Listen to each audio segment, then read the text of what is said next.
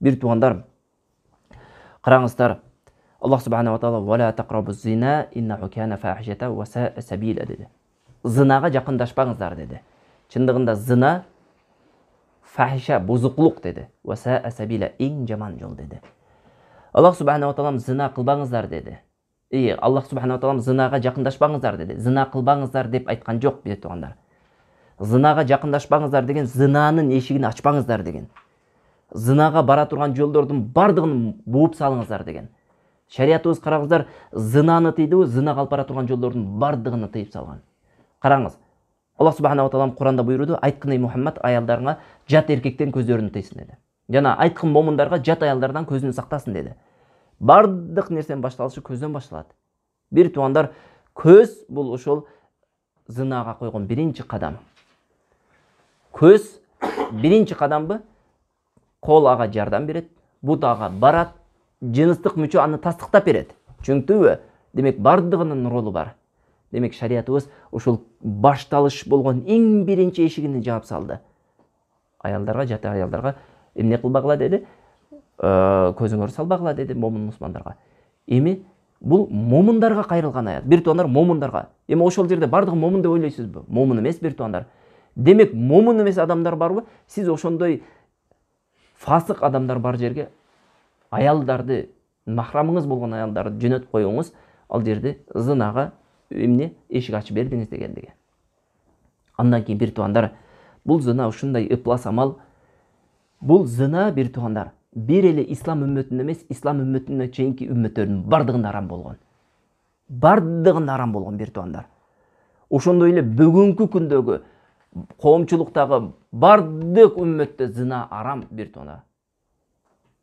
Зынаны ашкере кылып, бул кээ бир эле үммөттөрдү эске албаганда, такыр кудайсыз, такыр динсиз үммөттөрдү эске албаганда, дини бар үммөт, мейли ислам дини эмес, башка дини тутунса дагы алар зынаны арам деп билишет.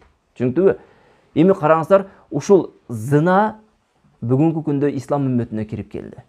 Ислам үммөтүнө кирип келип, зына кылыштык бул чымындын канатынчалык дагы күнөө деп сезбей калган заманда жашап атабыз. Бир туугандар, кээ бир адамдар зынасы менен сыймыктанган заманда жашап атабыз.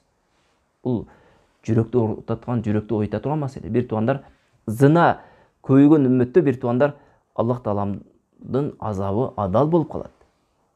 Ошондой эле бир туугандар, зынанын артынан келген ооруларды айтпай эле коелу. Зынанын артынан келген жамандыктарды айтпай эле коелу. Караңыздар, зынанын жамандыгыны эң биринчи, зына кылган адам рахат алып зына кылбайт. Мейли ошол убактылуунча рахаты болушу мүмкүн, бирок анын арты толгон токой кайгы менен капталат. Бир туугандар, ишениңиздер, зына кылган, ал ошол убакта рахат алган менен анын арты кээ бирлери үчүн өлгөнгө чейин эмне кайгы капалып келет.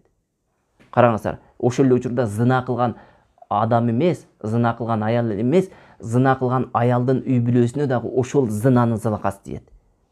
Зына себептүү атасы башын көтөрө албай калат.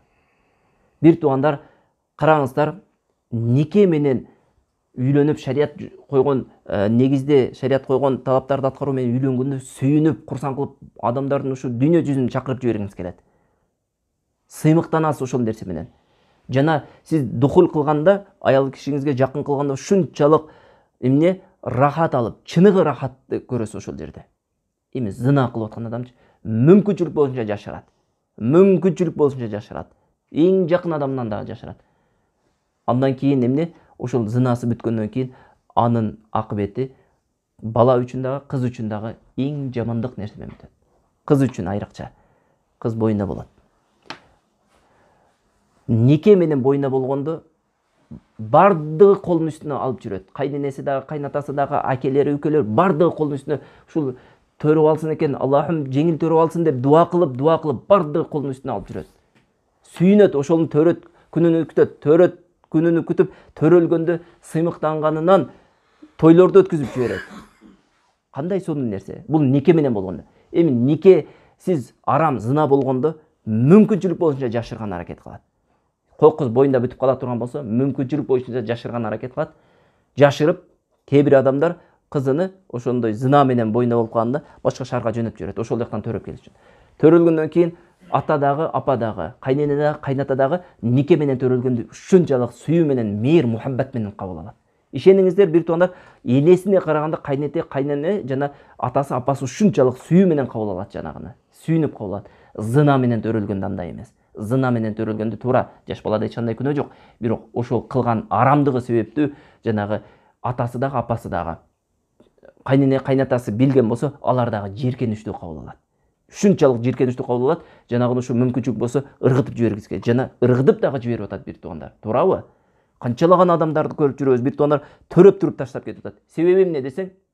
Себеби зына менен пайда болгон. Көрдүңүздөрбү, зына. Эми ал төрөгөндөн кийинкиси. Караңыздар, эми жанагы атасычы, жанагы кыз, байкуш кыздын атасы өзүнүн айылында башын көтөрө албай калат го. Апасын айтпай эле коюңуз. Бир туугандар, бир зына алып келген жамандыкты көрдүңүздөрбү? Көрдүңүздөрбү? Ислам дини тыйды. Ошол тыйганына карабастан кылып койду эле, кандайдыр бир убакыт боюнча бир секунддук бир рахатка алданып, азгырылып кылып койду эле, аягы эмне менен бүттү? Кайгы менен бүттү. Жанагы кыз, бир туугандар, эми рейтинги кыздын сулуу болсо дагы өтө төмөндөп кетет, туурабы? Аны жакшы адам албайт андан кийин. Акыйкат, бир туугандар, эгерде ошол кыздын ошол фахиша жолу менен төрөгөнүн билген болсо, анын рейтинги дээрлик нөлгө түшүп калат. Ал кыз такыр кыздардын алдысында, өзү теңдүү кыздардын астында баркынын жоготот.